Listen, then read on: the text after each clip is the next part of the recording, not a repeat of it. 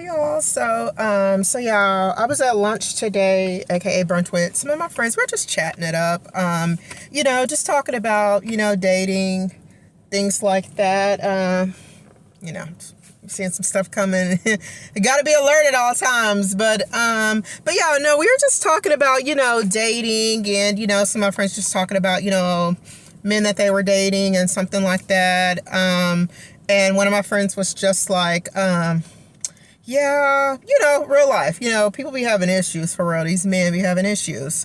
And she was just saying, no, I just got to where I just want to be by myself because, because of how he's acting and all this stuff, just a whole bunch of gaslighting and narcissistic behavior, which a lot of them, that's what's going on in this grown age.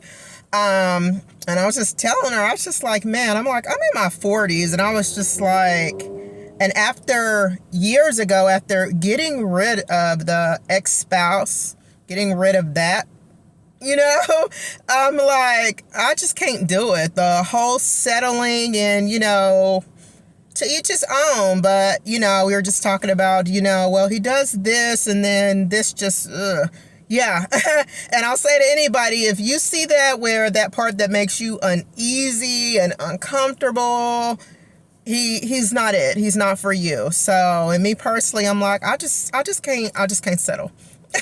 I'm going to stay single, and I'm like, because life is too short. Not one day is promised to us, and what you're not going to do is bring all that stuff over here. And the sad part is to say, a lot of these men in their 40s and 50s and 60s are just like, and it's crazy work, to just be like this extra grown. And it's like some of the stuff that they do, it's like, dude, you're like too grown for that. But with that being said, I'm like, no, I'm not going to be able to do it. I'm not going to be able to settle. We're too grown, get yourself together.